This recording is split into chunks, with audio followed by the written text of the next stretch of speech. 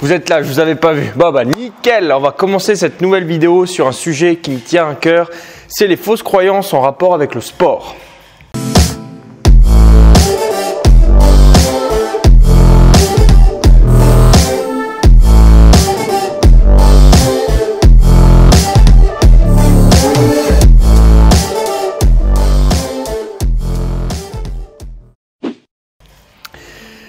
Alors, quand je donne mes cours, je rencontre beaucoup de monde, je vois des gens qui adorent le sport, je vois des gens qui en ont jamais fait, je vois des gens qui détestent ça.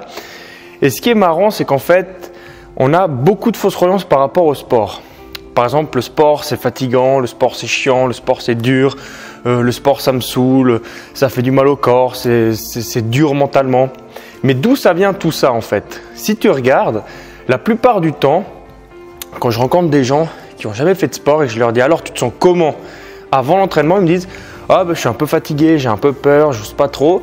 Et quand je leur repose la question après l'entraînement, ils me disent en fait j'ai plus d'énergie, je suis plus réveillé. Peut-être que physiquement je suis fatigué, mais mentalement j'ai beaucoup plus d'énergie, j'ai envie de faire des choses. Alors pourquoi il y a ça qui se produit?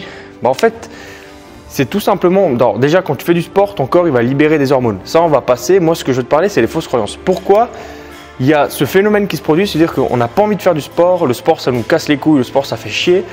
En fait, c'est parce qu'avec l'école, on t'a mis des fausses croyances. C'est un peu comme le conditionnement de Pavlov.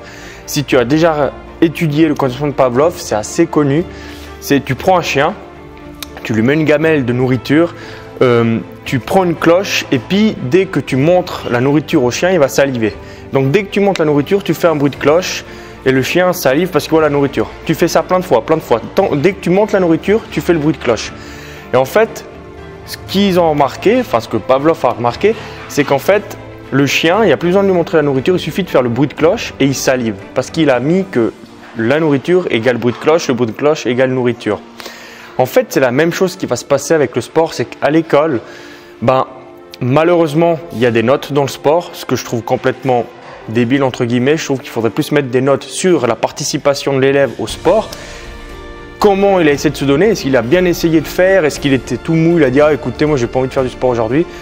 Voilà, si tu mets une note sur ça, t'as beau être nul dans un sport, si tu as essayé de faire bien, au moins tu seras motivé. Parce que ce qui se passe, c'est qu'à l'école, imaginons que tu fasses de la course. Je vais te prendre mon exemple personnel. Moi, en primaire aussi, j'étais obèse. D'accord, je pesais très lourd, je pesais 97 kg pour 1m55. Je laisse calculer l'IMC.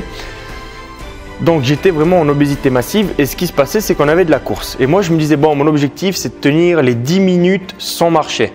Donc je courais très lentement, c'était pas très rapide, j'allais très lentement quand je marchais. Mais j'étais fier de moi à la fin parce que je me disais bravo, tu as réussi, tu as tenu, tu t'es pas arrêté. J'aimais pas forcément courir, j'étais pas fort dans ça. Voilà, c'était pas le truc où j'excellais dans tous les domaines quoi, le sport. C'était vraiment la course, j'aimais pas ça. J'arrive à la fin, je me dis bravo, t'as couru pendant 10 minutes sans marcher. Et j'arrivais à la fin et le prof me disait Nico, je te mets 3. Puis j'étais mais pourquoi j'ai continué à courir monsieur, alors comment je me suis arrêté? Ouais mais t'as fait tant de minutes pour faire tant de kilomètres.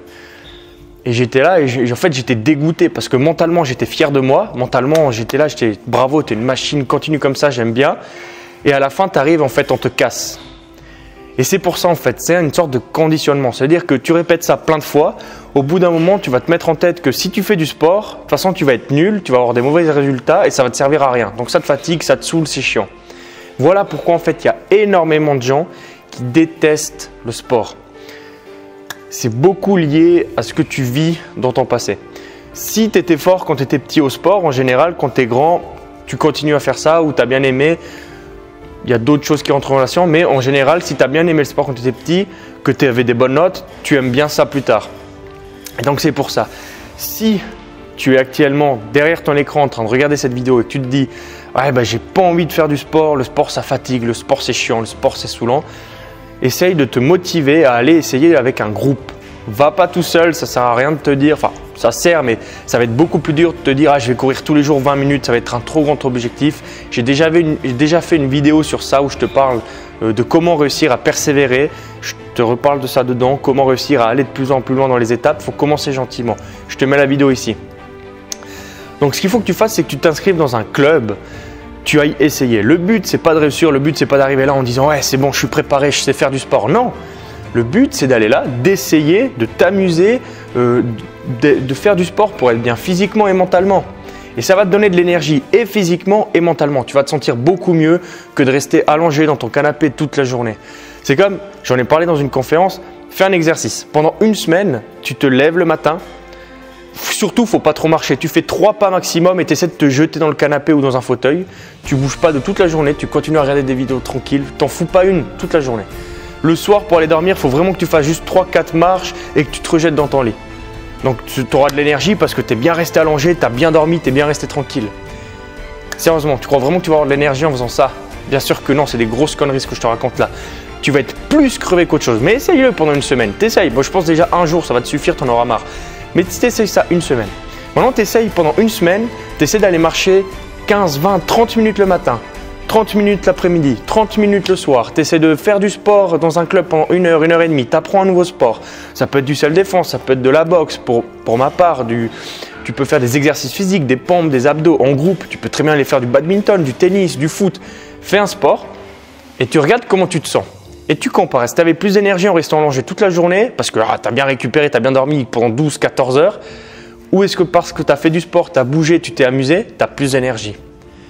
Et c'est pour ça en fait qu'on a des fausses croyances par rapport au sport. C'est parce que quand on était petit, on nous a mis en tête que le sport c'était fatigant, que le sport c'était chiant, que si tu faisais du sport, que tu étais fier de toi, mais que tu n'atteignais pas certains objectifs, on te mettait une mauvaise note, tu étais puni, c'était pas bien ce que tu avais fait, bah c'est mal. C'est des grosses conneries. Ça, c'est dans ton passé. Change complètement ça. Essaye du sport, va t'amuser. Et je te rappelle un truc. Moi, quand j'ai commencé à faire du sport, je suis arrivé donc dans le dojo. Un dojo, c'est ça. Et c'est une salle de sport, une salle de combat. Donc, le dojo, c'est là où on fait les arts martiaux. Je suis arrivé dans cette salle. J'étais obèse, comme je t'ai dit. Et puis, j'ai fait une pompe complètement fausse, complètement nulle à chier. Et les autres qui en faisaient 200, 300 facile m'ont dit bravo, c'est bien, joli, tu as réussi. Et je me disais, mais mec, d'où j'ai réussi? C'est complètement nul, cette pompe que j'ai fait, elle est nulle à chier. Et en fait, ce que tu vois, c'est que le but, c'est aucunement de réussir. C'est juste d'essayer et d'apprendre et de t'amuser. J'ai beaucoup de gens qui se mettent la pression en se disant, j'ai jamais fait moi de sport de combat, je sais pas taper, je peux pas faire. Attends, si on savait tous faire du sport de combat, je crois qu'il n'y aurait personne qui viendrait dans ce club faire du sport, dans le club de ninjutsu là. Donc c'est normal, quand tu vas faire du foot, c'est pas parce que tu sais pas jouer que tu peux pas t'amuser. Donc profite, même si tu sais pas du tout faire un sport, fais-le. Moi je suis nul à chier au bowling.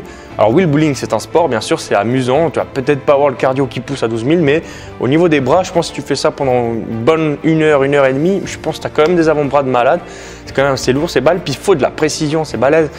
Donc, tu fais…